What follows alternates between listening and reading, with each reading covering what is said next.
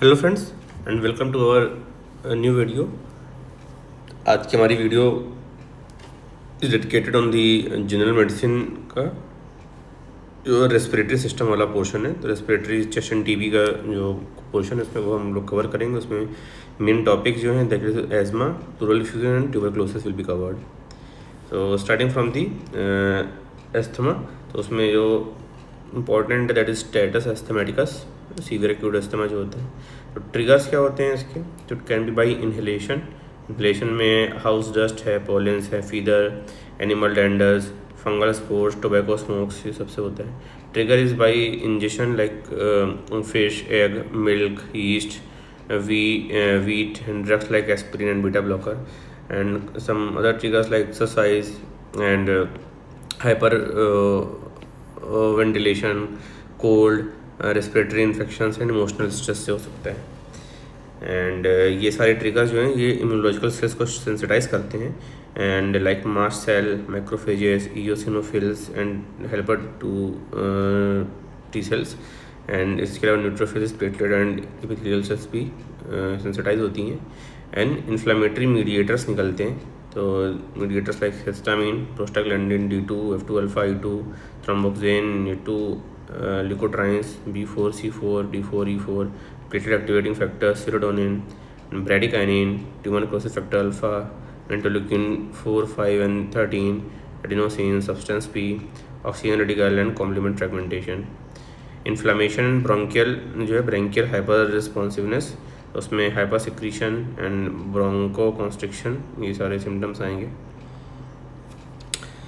Clinical features में the symptoms will be severe airway obstruction will be there, patient will present in emergency and casualty. Severe dyspnoea में patient will not be in a position to even speak out a sentence, and persistence unproductive cough will be there, and symptoms persist despite of the initial treatment of the standard acute asthma therapy, and seasonality रहेगी। and on general examination the sweating, central cyanosis and tachycardia and pulsus paradoxus will be there, and on systemic or local examination the patient adopts an upright position fixing the shoulder girdle to assess the accessory muscles of respiration। Investigation में chest x ray, PAVU कराना है for hyper inflated lungs, and pulmonary function test हुआ, estimation of degree of airway obstruction, and ABG में hypoxaemia and hyper carbia will be there. Skin hyper sensitivity test कराएंगे तो distinguish atopic from to non atopic subjects. Sputum eosinophils increase आएगा, blood eosinophil will be more than 5%, on serum IgG level कराएंगे तो ये increase आएगा। These are the investigation can be performed. फिर treatment में तो सबसे पहले शॉर्ट टर्म ट्रीटमेंट क्या है एक्यूट अटैक के लिए, एंड देन फिर long term treatment. Short term में पहले तो ऑक्सीजन कंट्रोल ऑक्सीजन देना है एट 35 to 60% सेचुरेशन, और उसमें SpO2 टारगेट करना है कि 93 to 95 तक रहे। नेबुलाइजेशन करना है with beta agonist like salbutamol है अपना 5 mg, terbutaline 10 mg, and levosalbutamol of 1.5 to 1.5 mg। And if cough is excessive then injectable beta agonist देने like terbutaline of 0.25 to 0.5 milligram subcutaneous and 0.1 to 10 microgram per kg per minute IV. If no response is there in 15 to 30 minutes, then ipratropium bromide of 0.5 milligram nebulization can be repeated every 20 minutes for 3 doses, and give corticosteroids within 1 hour। Injection like hydrocortisone देना 100 milligram IV, repeated 4 to 6 hourly till symptoms subsides, and shift करना then oral prednisolone पे 40 to 60 milligram, and assisted breathing in case of impending respiratory failure BiPAP machines. यानी if patient who do not respond to endotracheal intubation and mechanical ventilation will give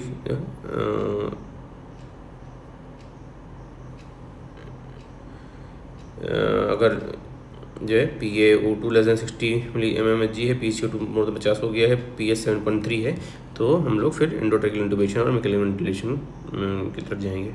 तो ये जो है acute attack का हो गया। Then coming to the long term management following acute asthma. तो long term management में patient education regarding the self monitoring and correct use of inhalers देना है, triggers avoid करना है,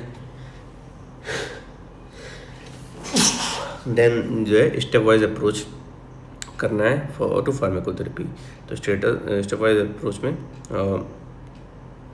गाइडलाइन क्या है एक्यूट मैनेजमेंट का। स्टेप 1 जो है माइल्ड इंटरमीडिएट अगर अटैक है तब देंगे, तो उसमें सिम्टम्स अगर लेस देन 1 to 2 वीक्स हैं, nocturnal symptoms more than 2 per month है, एंड मोर देन 80% जो है FEV1 अपॉन PFR रेशियो है, then short acting beta agonist दिया जाएगा।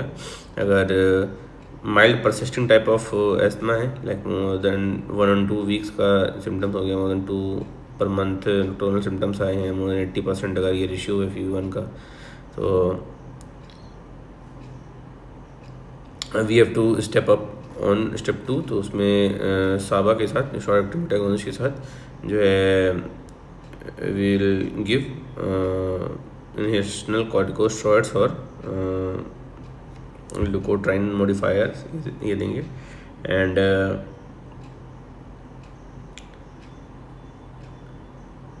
If patient develops side effect to inhalational corticosteroid then leukotrienes modifiers ये दिया जाता है। और स्टेप 3 में अगर डेली सिम्टम्स आ रहे हैं ना, मॉडरेट परसिस्टेंट टाइप का है, तो उसमें डेली सिम्टम्स आएंगे, and more than 1 per week जो है नॉक्टर्नल सिम्टम्स आएंगे, एंड 60 to 80% हो जाएगा FEV1 का रेशियो। तो उसमें सभी acute short acting beta agonist के साथ जो हम लोग इनहेलेशनल कॉर्टिकोस्टेरॉइड दे रहे थे, इसके साथ ऐड करना है long acting beta agonist also, या फिर मॉडरेट और हाई जो है डोज इनहेलेशनल कॉर्टिकोस्टेरॉइड देना है, या फिर लो डोज इनहेलेशनल कॉर्टिकोस्टेरॉइड के साथ लुकोट्राइन्स मॉडिफायर ऐड करना है, या फिर जो है लो डोज इनहेलेशनल कॉर्टिकोस्टेरॉइड के साथ जो है सस्टेन रिलीज थियोफाइलिन ये देना है। अगर सीवियर परसिस्टिंग टाइप का जो है सिम्टम्स हैं, स्टेप 4 में अपग्रेड करना है, तो उसमें परसिस्टिंग सिम्टम्स रहेंगे, फ्रीक्वेंट नॉक्टर्नल सिम्टम्स आएंगे, लेस देन 60% जो है FEV1 रेशियो रहेगा। तो शॉर्ट एक्टिंग बीटा एगोनिस्ट के साथ moderate to high density high dose inhalational corticosteroid add करना है, plus long acting beta agonist चलेगा, plus long acting muscarinic antagonist जो होता है ये भी चलेगा। इसके साथ जो है लुकोट्राइन्स मॉडिफायर या फिर ये सस्टेन थियोफाइलिन ऐड कर सकते हैं नहीं भी। एंड जो स्टेप 4 है उसमें स्टेटस एस्थमेटिकस वाला आ जाएगा। तो जो भी स्टेटस स्टेप 4 तक ट्रीटमेंट किया है उसके साथ लो डोज ओरल कॉर्टिकोस्टेरॉइड भी ऐड करेंगे। ओरल कॉर्टिकोस्टेरॉइड होगा और anti-IgE एंटीबॉडी एंटी लुकोट्राइन्स 5 देंगे, anti-IgE एंटीबॉडी लाइक ओमालिजुमाब भी देना है। शॉर्ट एक्टिंग बीटा एगोनिस्ट होते हैं, उसमें साल्ब्यूटामॉल, टर्ब्यूटालिन, लेवोसाल्ब्यूटामॉल होगा। एंड लॉन्ग एक्टिंग जो बीटा एगोनिस्ट है उसमें साल्मेट्रॉल, फॉर्मेट्रॉल एंड एम्बुपेट्रॉल ये सब होता है। इनहेलेशनल कॉर्टिकोस्टेरॉइड में beclomethasone, budesonide, fluticasone. Oral corticosteroids में prednisolone will be there. Leukotriene modifier में they will be montelukast. And long acting muscarinic antagonist tiotropium, sustain release theophylline है ये देंगे। These are the complete in जो guideline for management of asthma. Then coming to the pleural effusion. Pleural effusion की aetiology क्या होती है? तो pleural effusion can be transudative in nature और एक्सुडेटिव नेचर। ट्रांसड्यूरेटिव होता है like in CHF, cirrhosis and nephrotic syndrome, peritoneal dialysis, SVC obstruction, myxedema and urinothorax. And exudative can be due to neoplastic disease, infectious disease, pulmonary embolism and GI disease. Exudative में there can be primary neoplastic में primary जो है malignancy like mesothelioma and secondary like pleural mets. And infectious में it can be bacterial, tubercular, viral and parasitic. And GI disease जो हैं इसमें like oesophageal perforation, pancreatic disease, intraperitoneal abscesses, diaphragmatic hernia, anti abdominal wall surgery, after abdominal surgery and endoscopic variceal sclerotherapy after liver transplantation. Collagen vascular disease में rheumatoid pleuritis, SLE, drug induced lupus, immunoblastic lymphadenopathy, Sjogren syndrome, granulomatosis and with polyangiitis and Strauss syndrome.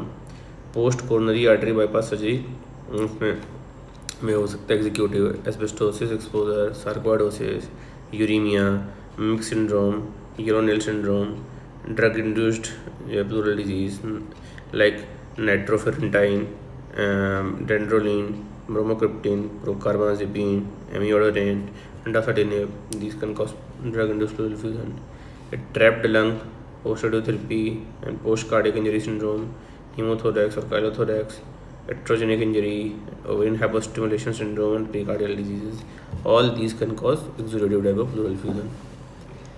Next is light's criteria क्या होता है? तो it is used to differentiate the exudative from transudative pleural fluid. तो इसमें one और more of the following अगर रहा, तीन में से एक से ज़्यादा. तो एक तो प्लूरल फ्लूइड प्रोटीन और सीरम प्रोटीन का जो लेवल है 0.5 से ज़्यादा रहे. एंड प्लूरल फ्लूइड LDH का सीरम LDH लेवल 0.6 से ज़्यादा रहे. And pleural fluid LDH alone जो है 2/3 of the upper level of serum LDH रहे. तो ये जो है अगर क्राइटेरिया हैं तो it will be transudative type of pleural effusion रहेगा, सॉरी एक्सुडेटिव टाइप का प्लूरल फ्यूजन रहेगा. प्लूरल फ्यूजन है तो डायग्नोस्टिक एल्गोरिथम कैसे चलता है? तो प्लूरल फ्यूजन के साथ पेशेंट कोई आया तो चेस्ट एक्सरे या USG थोरैक्स किया और उसके थ्रू डायग्नोस्टिक थोरैकोसेंटेसिस किया जाएगा. As per the Light's criteria will differentiate कि एक्सुडेटिव है कि ट्रांसुडेटिव है. अगर एक्सुडेटिव है तो प्लूरल फ्लूइड RM भेजेंगे.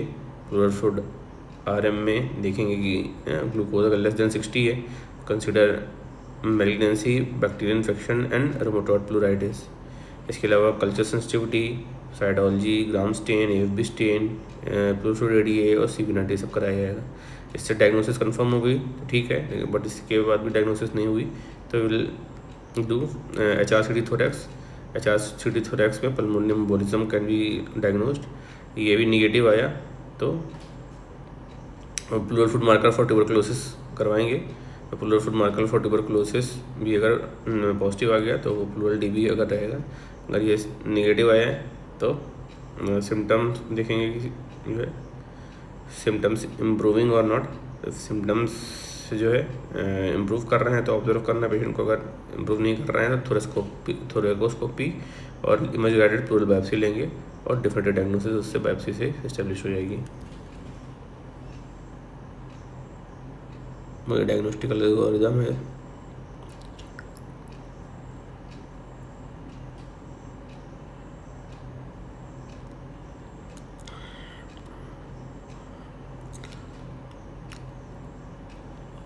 Then next is haemoptysis. तो हेमेप्टाइसिस के जो कॉज होते हैं, there are some common causes, few uncommon causes. Common cause में सबसे पहले तो होता है पल्मोनरी TB ओनली, फिर bronchial carcinoma, chronic bronchitis, bronchiectasis, lung abscess, pneumonia specially जो क्लेप्सिला निमोनिया है, फंगल इन्फेक्शंस लाइक जो है aspergilloma and invasive aspergillosis, traumatic like pulmonary contusion and pulmonary laceration. Uncommon causes में pulmonary thromboembolism, left ventricular failure, mitral stenosis, bronchial carcinoid, pulmonary AV malformation, primary pulmonary hypertension, Goodpasture syndrome, Wegener's granulomatosis, idiopathic pulmonary haemosiderosis, haemorrhagic diathesis, aortic aneurysm like aortobronchial fistula, drugs and toxins like bevacizumab and cocaine, nitrofurantoin, ये सारी चीज़ें रहेंगी. Acute pneumonitis pneumonia जो positive organism जो है इसमें it can be primary pneumonia of primary pneumonia. Like common causes हैं, कुछ लेस कॉमन कॉजेज हैं. कॉमन कॉजेज में जो है pneumoniae streptococcus pneumoniae most common cause होते हैं. एंड इसके अलावा H influenzae is also there and mycoplasma catarrhalis and staph aureus, legionella, pneumophila, mycoplasma pneumoniae can also be there. Some less common causes like Klebsiella pneumoniae, Streptococcus pyogenes, Pseudomonas aeruginosa, Coxiella burnetii or Q fever, Chlamydia pneumoniae, Chlamydia psittaci, Actinomyces israelii, and non-bronchial causes like some viral and fungal causes can be there. Viral causes of pneumonia can be H1N1 influenza virus and seasonal जो influenza होता है वो corona virus producing severe acute respiratory syndromes. Fungal में histoplasma cryptococcus aspergillus can cause pneumonia. Management कैसे करते हैं? सबसे पहले classical features of community acquired pneumonia है, अगर देखेंगे लाइक फीवर विथ राइगर्स आ रहे हैं, प्लूरैटिक चेस्ट पेन है, प्रोक्टिव कफ है, पुरलेंट स्पूटम है एंड हेमेप्टिसिस अगर आ रहा है तो डायग्नोस करेंगे ये सिम्टम्स पे. इसमें फिर इंडिकेशन ऑफ हॉस्पिटलाइजेशन क्या है? If age is more than 65 years और कोई अंडरलाइंग डिजीज़ है like diabetes, renal failure, CHF, alcoholism, immunosuppression, post splenectomy and malignancy and altered mental status है, डेंजर साइंस आ रहे हैं, अनफेवरेबल लैब पैरामीटर्स हैं, it is indication for hospitalisation. Signs में respiratory rate is more than 30 per minute, systolic BP more than 90 mmHg, diastolic BP less than 60 mmHg, evidence of extrapulmonary involvement like meningitis and arthritis etc. Lab parameters में TLC less than 4000 है या फिर more than 30,000 पर mm³ है. PaO2 जो है less than 60 mmHg हो गया, हाइड्रोमेयर. रीनल फेलियर है, haematocrit is less than 30%, chest X ray में multilobular involvement is there. Treatment में for uncomplicated pneumonia, empirical antimicrobial therapy will be given like azithromycin for 500 mg OD, clarithromycin 250 to 500 mg BD, plus cefuroxime 500 mg BD और amoxicillin 500 mg TDS और doxycycline 100 mg BD और levofloxacin 750 mg OD या फिर moxifloxacin 400 mg OD ये दे दिया. और amoxicillin chloride acid 625 TDS या फिर सिफिक्सिम 200 BD और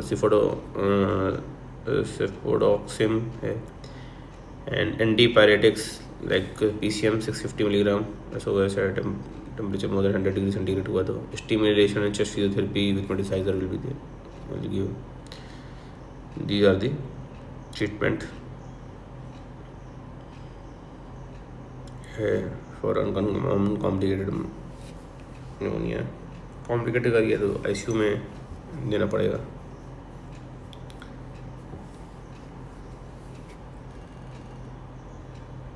next is tuberculosis.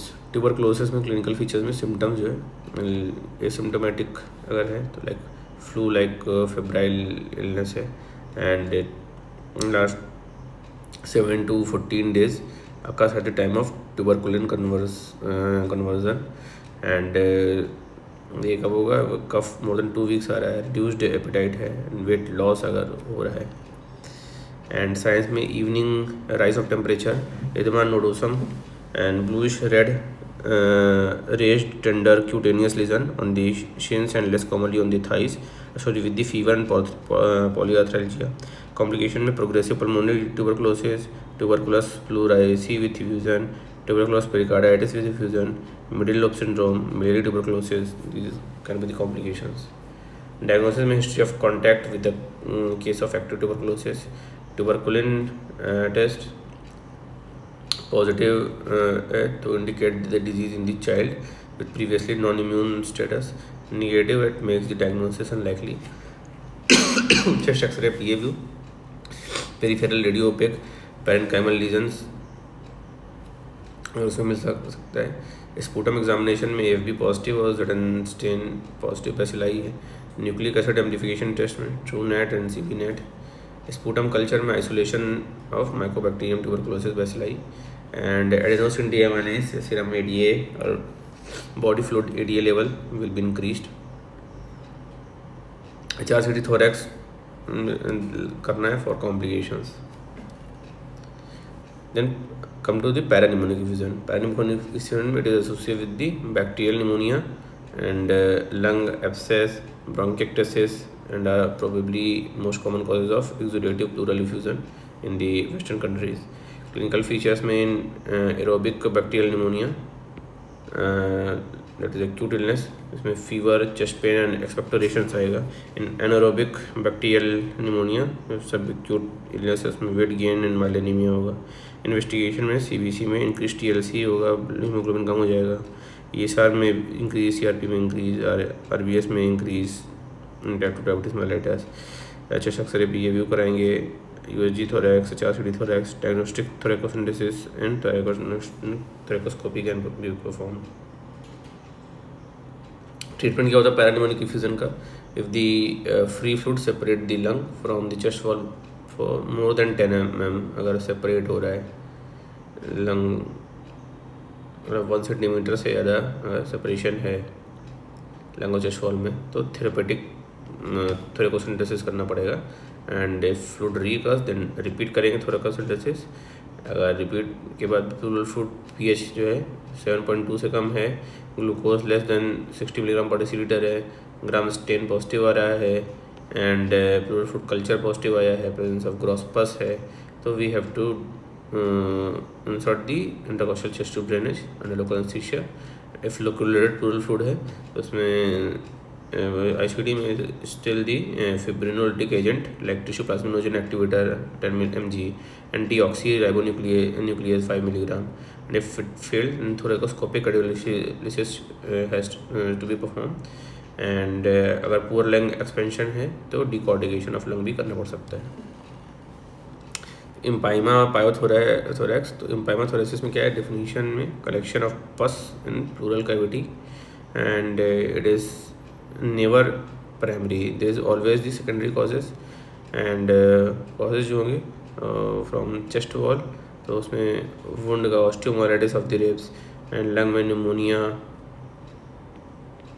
Abscess, bronchiectasis, tuberculosis and growth, oesophagus perforation, carcinoma, abdomen में सबक्रेनिक एब्सेस एंड पोस्ट में आफ्टर थोरैकोटमी, ये सारे कॉज हो सकते हैं एम्पाइमाथोरेसिस के.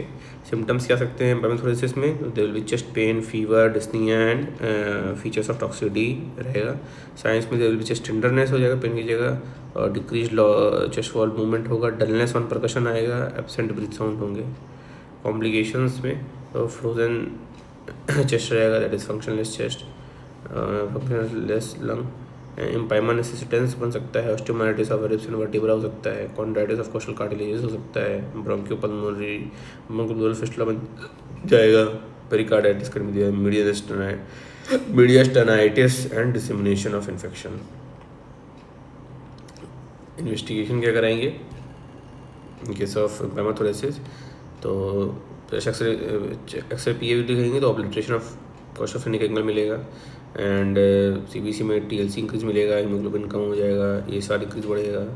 एंड डायग्नोस्टिक टैप करेंगे, रूटीन माइक्रोस्कोपी कल्चर एंड एपीस्टेन भेज देंगे उसका डायग्नोसिस करने के लिए. ब्रोंकोस्कोपी परफॉर्म कर सकते हैं कॉम्बिनेशन देखने के लिए. सीटी एंड एमआरआई करेंगे इन case of carcinoma bronchus. Treatment में आईवी एंटीबायोटिक्स स्टार्ट करेंगे as per the culture sensitivity report. पहले एम्पिरिकल देंगे, फिर कल्चर सेंसिटिविटी रिपोर्ट के हिसाब से एस्पिरेटेड एस्पिरेशंस करेंगे. अगर नहीं सही हो रहा है तो आईसीडी किया है, एटीटी दिया, if tuberculosis positive. Then stage 2 जो है आईसीटी ड्रेनेज करना पड़ेगा, इससे सही नहीं हुआ तो रिब्रिसेक्शन कर सकते हैं. इसको एलोसीयर्स मेथड बोलते हैं. हाइब्रिड एंटीबायोटिक कंटिन्यू रहेगी, ओरल एटीटी चलेगा, रेस्पिरेटरी फिजियोथेरेपी प्रोवाइड कराएंगे. जिसमें 3 सर्जरी थोरैकोस्कोपिक और open surgery can be perform, जिसमें डिकॉर्डिकेशन, लोबेक्टमी और pneumonectomy can be required.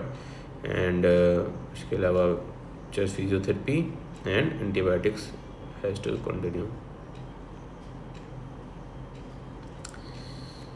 Then next is management of tuberculosis. Tuberculosis का अगर कोई सस्पेक्टेड पेशेंट है तो will confirm the investigation by first doing NAT, CB NAT किया, nucleic acid amplification test. उसमें एक तो जो है ट्यूबरक्लोसिस कन्फर्म हो जाती है, दूसरा पता चलता है कि रिफॉर्मेशन रेजिस्टेंस है कि नहीं है। अगर रिफॉर्मेशन रेजिस्टेंस नहीं है, निगेटिव है, और फिर फर्स्ट लाइन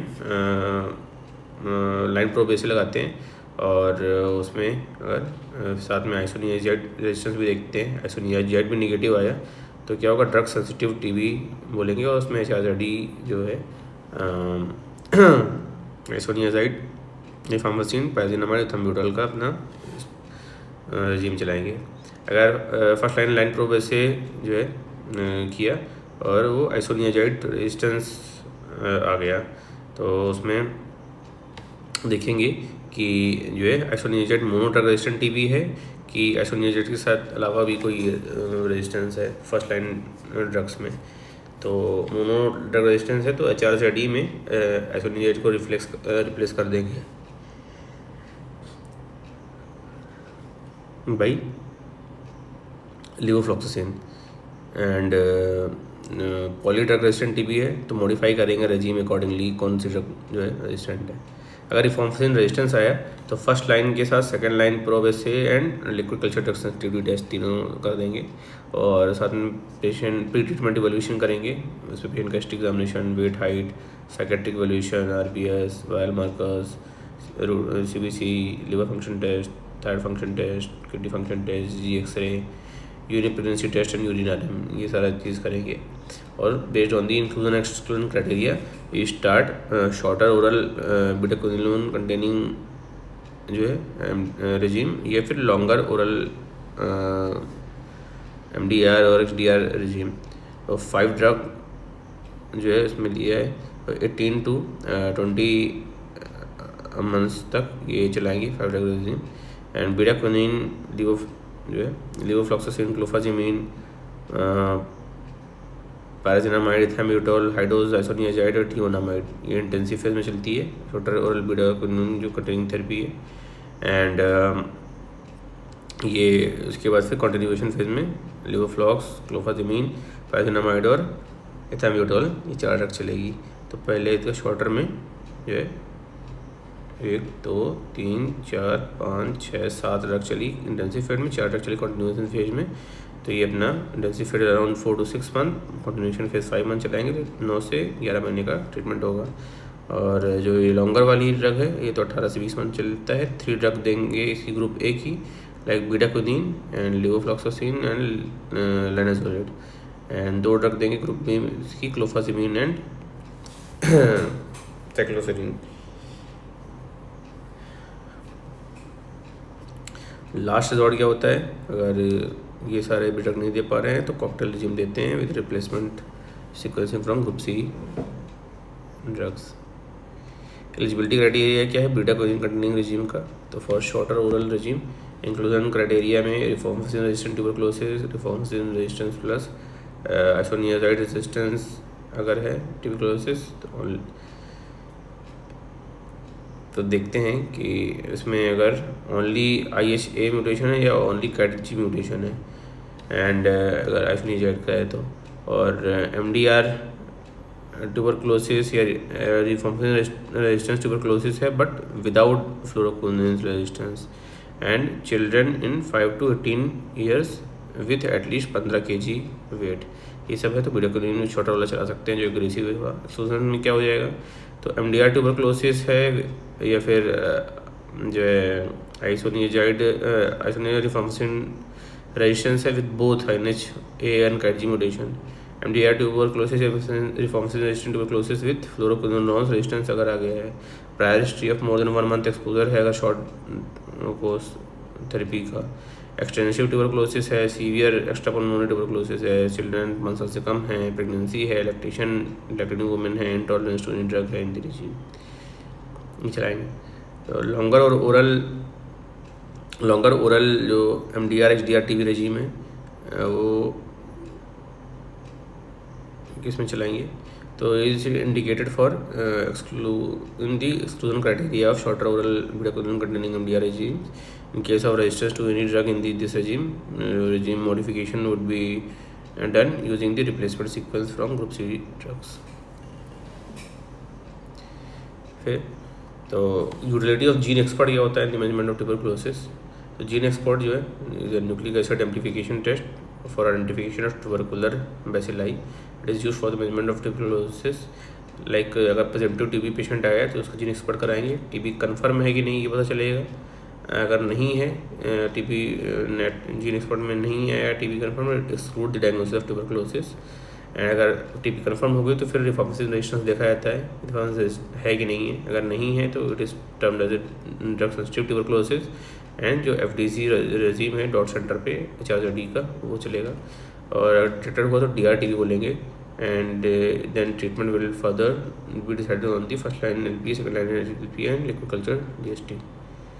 जो फर्स्ट फिक्स डोज कॉम्बिनेशन है उसके 2 स्ट्रिप्स आते हैं, red and green. Red intensive के लिए, ग्रीन कॉन्टिन्यूस के लिए। रेड में HRZE होता है 2 मंथ्स के लिए, एंड ग्रीन में HRE रहेगा, Z नहीं रहेगा फॉर 4 मंथ्स के लिए। डोजेस क्या होता है, 1 tablet contains the dose of 15 kg patient के लिए बनाया गया है। तो उसमें जो है 15 kg पेशेंट के लिए एक टैबलेट में जो है आइसोनियाजाइड जो है ये लगभग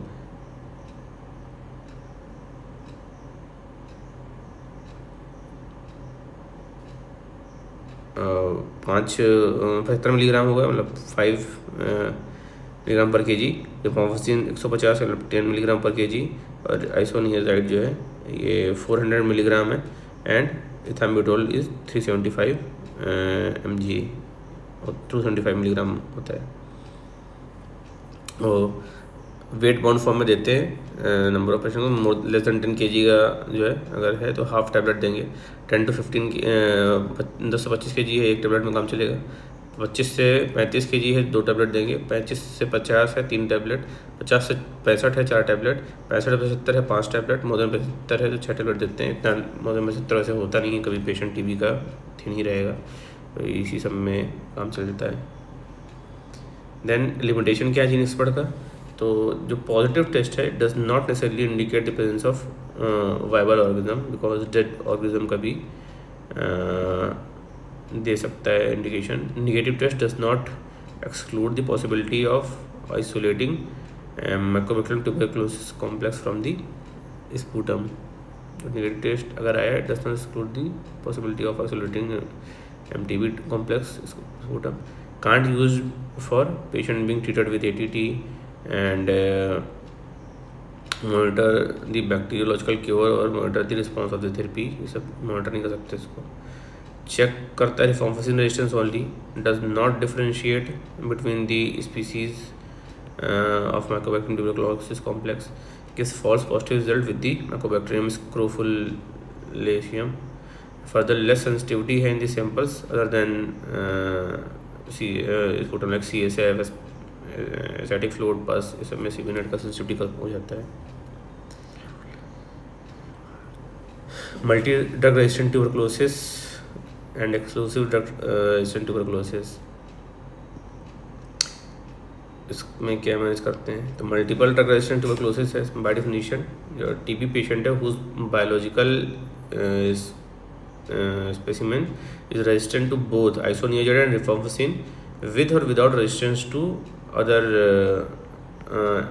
first line antibiotic जो ड्रग्स हैं, तो MDR-TB बोल देंगे isoniazid rifampicin से रेजिस्टेंस है। तो इम्प्लीकेशन क्या है, FDC रेजिम जो है यूजफुल नहीं होता है, तो कॉम्बिनेशन थेरेपी देंगे और second line drug are used in these drugs and that divided into 3 groups. तो ग्रुप ए है, ग्रुप बी है, ग्रुप सी है। ग्रुप ए की जो सेकंड लाइन ड्रग है तो लिवोफ्लॉक्सासिन या फिर मॉक्सिफ्लॉक्सासिन होगा, एंड बिडाक्विनिन होगा, एंड लिनाजोलिड होगा।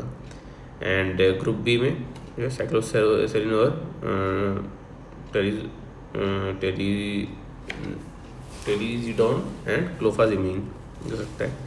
तो MDR ड्रग की ट्रीटमेंट बनाने के लिए ग्रुप ए की तीनों ड्रग, तीनों क्लास की एक ड्रग, और इसमें ऐड वन और बोथ मेडिकेशन ग्रुप बी का ऐड कर सकते हैं। ग्रुप सी में जो है ये दिया जाता है to complete the regimen and when medicine from group A and group B can not be use, तब ये ग्रुप सी देते हैं। इसमें delamanid, pyrazinamide and imipenem cilastatin, meropenem, amikacin और स्ट्रेप्टोमाइसिन इथियोनामाइड और प्रोथियोनामाइड, पैरामाइनोसैलिसिलिक एसिड, ये सारे हैं। Shorter bedaquiline oral drug regimen में 9 से 11 महीने के लिए उसमें ऐसे चलाएंगे। तो ये फर्स्ट लाइन का बीडाक्विनिन, लिवोफ्लॉक्सासिन ये चला गया। ग्रुप बी से क्लोफाजेमिन एंड बाकी फर्स्ट लाइन जो ड्रग है पाइजोनामाइड, इथाम्बुटोल और आइसोनियाजाइड का हाई डोज, इटियोनामाइड जो ग्रुप सी से लेंगे, और फिर बाद में लिवोफ्लॉक्सासिन, क्लोफाजेमिन, पैराजिनामाइड एंड इथाम्बुटोल ये चलेगा अपना।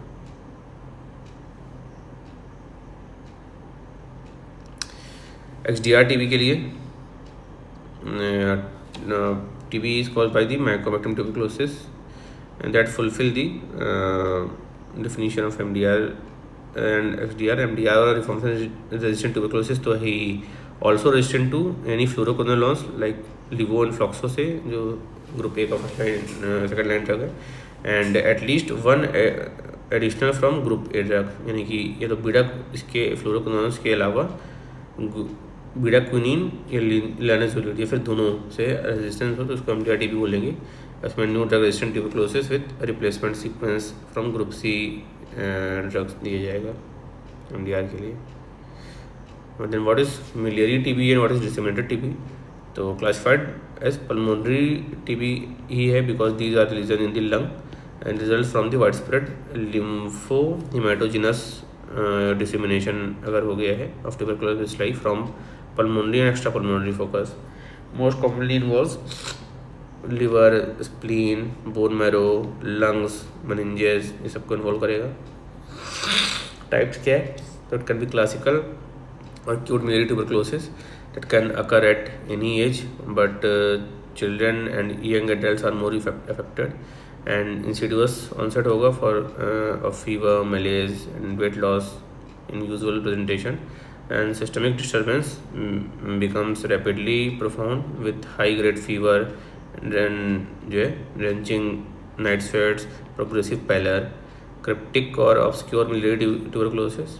So usually occurs in the elderly, present with lassitude, weight loss and general disability. Prolonged low grade pyrexia is common and presenting manifestation. Non-reactive miliary or disseminated tuberculosis, it is a rare condition usually occurring in elderly with the disease reactivation. It is an acute malignant form of tuberculosis resulting in the necrotic lesions in various organs and no granuloma formation, containing massive numbers of bacilli. And complications क्या हैं of miliary tuberculosis? तो इसमें cough, breathlessness, crepitation, hepatosplenomegaly and choroid tubercular ophthalmoscopy, tubercular meningitis and ARDS, and death can occur within days or weeks without treatment. Modalities used for diagnosis of extrapulmonary tuberculosis, इसमें fluid examination करेंगे, CSF, ascitic fluid, pleural fluid, pericardial fluid, joint fluid, and test हम करेंगे। Stain which are use like auramine fluorescence and Ziehl Neelsen stain and nucleic acid amplification test.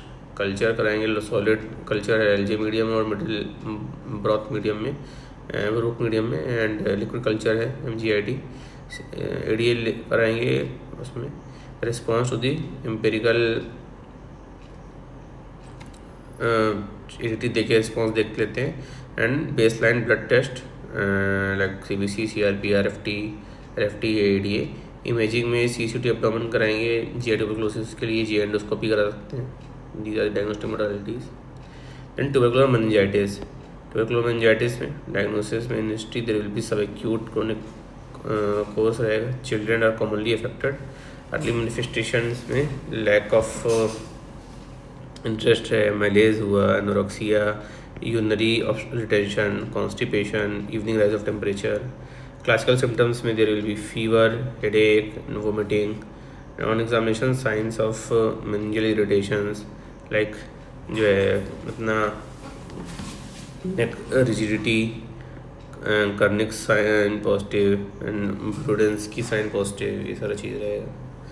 On investigation chest x ray PAVU कराएंगे, evidence of active और old pulmonary tuberculosis in 50% of the cases. Brain imaging कराएंगे, इसमें gadolinium enhanced MRI is more sensitive than CT scan. Findings में अपना meningeal enhancement, exudates present and hydrocephalus and ventriculomegaly, cerebral infarct, ये सब चीज़ें हो गई। CSF स्टडी में increased ICT, WBC less than 1000, lymphocyte more than 30%, protein more than 200 mg per deciliter, sugar is less than 40% of the blood sugar, serum में जो ADA level is more than is increased, nucleic acid amplification test में to detect the mycobacterial nucleic acid। Management में ATT में for 2 months HRZD चलाएंगे for intensive therapy and plus 7 to 10 months isoniazid rifampin maintenance therapy चलाते हैं। Steroid में prednisolone 40 milligram a day into 3 weeks and taper करेंगे over the next 3 weeks. For hydrocephalus if communicating उसमें acetazolamide और furosemide, and if non communicating है तो ventricular drainage और VP shunt can be applied. तो ये हो गया कंप्लीट जो है